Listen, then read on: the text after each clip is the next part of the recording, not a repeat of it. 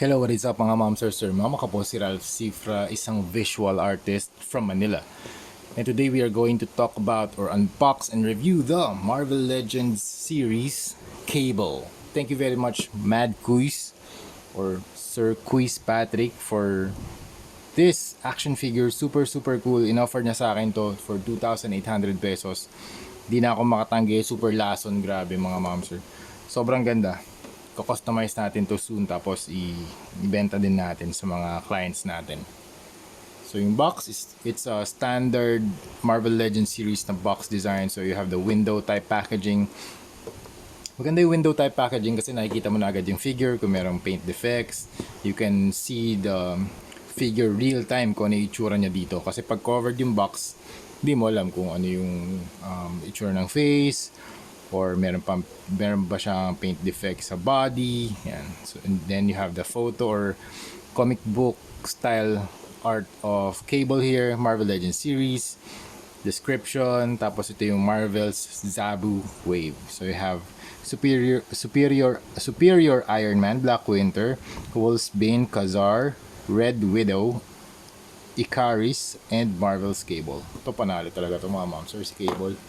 Alright, ito na si Cable mga ma'am, sir. Measure muna natin yung height niya. He stands around 7 inches tall. Yan, mas malaki siya sa normal na Marvel Legends figure. Kasi yung mga Marvel Legends, 1/12 scale sila or 6 inches tall. Alright, first, grabe ito mga ma'am, sir. Sobrang angas ni Cable. Nalo yung, ang ganda ng build, very solid, walang loose joints. Then you have the very nice head sculpt. Great body sculpt too. Then you have the arm, the guns, the weapons. Kulang lang ng weapons actually. May mga idadagdag tayo ng mga weapons dito for customization. Yung McFarlane Toys na munition pack version 2, yun yung idadagdag natin. Super gusto ko yung design ni Cable, lalo na nung sa appearance niya sa Marvel vs. Capcom. Super nice, dami niyang barrel. He can do long range attacks, close range, mga hyper combos. Super nice. Naalala ko yung mga Marvel vs. Capcom days. Alright, let's start with the paint.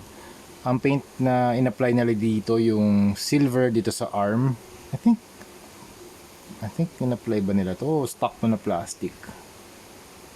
I think merong coating to na gloss.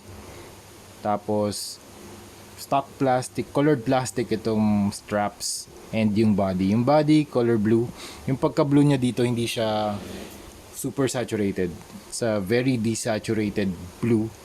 Tapos yung yellow, medium yellow siya na may konting hint ng orange. And ang ganda ng contrast ng blue and yellow. They really complement each other. Alright, sa head sculpt, you have the white hair. Hindi siya super white, meron ding hint ng gray. Then you have the bangs na nag-extend dito sa kanyang forehead. You have 1, 2, kukuha ko ng pointer. 1, 2, 3, 4, 5, 6, 7. 7 na bangs na naka-extend towards dito sa kanyang forehead. And then you have the eye effect. Super nice, super cool detail na inad nila. It's a translucent, close up ko pa, yan, translucent yellow plastic. Ganda ng effect niya pag naka-equip kay Cable. And then here you have the brown effect din dito sa kanyang right eye. You have the wrinkles, yung stubbles, tapos you have the ganda ng sculpt ng nose, ng lips, ng chin, very sharp. Then you have the ears, very detailed din. Tapos you have the neck. Tapos dito naman you have the chest na kuha din yung ripples or yung stretch ng damit para talagang nakasuot sa kanya. Teka lang, zoom out natin. Yan. Then you have the X logo, 1, 2, 3. Dito circular X, circle. Dito naman square sa kanyang belt. Now, what's really fun here ay yung kanyang straps, merong sculpt dun sa body. Yan. So hindi siya gagalaw, hindi siya mahuhulog. Mas secure yung straps niya. Tapos dito sa belt, ang ginawa nila, gumawa sila ng extension ng straps, excuse me, para kapag inarticulate mo yung body. Ayan, hindi siya magiging lousy tingnan, or fit pa rin dito, very tight fit. Pero pag nag-ab crunch siya, hindi siya mukhang, kumbaga para siyang seamless pa rin yung transition. Ito. Tingin ko wag nyo lang masyadong ipopost na masyadong matagal na naka-ab crunch, kasi tingin ko kailangan din medyo nakadikit siya para pag standing position, seamless pa rin siya tingnan. And also this belt is also articulated, and pwede nyo pa rin baba, pwede nyo taas. So yung straps niya dito sa body nakadikit, ay, hindi naman nakadikit pero magkadugtong hanggang dito sa likod. Ganda ng design, very nice. Kapag nag-articulate siya, hindi siya masyadong gumagalaw, it's very secured. And kapag pinost nyo siya or nagkaroon kayo ng photo shoot, seamless pa rin yung transition from the belt to the body. Hindi natatanggal yung strap design. Then you have the belt, the pouches, you have the X logo, black X logo on red na rectangle. 1, 2, 3, 4, 5, 6 pouches. And then you have the muscle design, you have the arm here, super cool arm. Tapos meron siyang armbands on the left and right. Meron din siyang bands dito sa legs with 3 pouches on each side. Then you have the knee pads. Tapos yung boots niya ay color yellow. Medyo may mga miss lang dito na paint, yung mga extend. Ito, itong part na to. Ayan, yan. Nag-overpaint lang sila dito. Painted pala tong boots niya. Okay, painted yung boots niya rito. Hindi siya, I think ito yellow plastic na to. Yan. Pero dito in-extend nila yellow paint na yung ginamit. Knee pads, ganda. Very reminiscent of Teenage Mutant Ninja Turtles. Yun lang naalala ko sa ganyang design. Pero overall, this is a very nice figure. Yan, yung accessories niya ito, 2 guns tsaka 2 alt hands. Pero equip na natin yung guns niya. Yan. So you have the smaller gun, silver and black.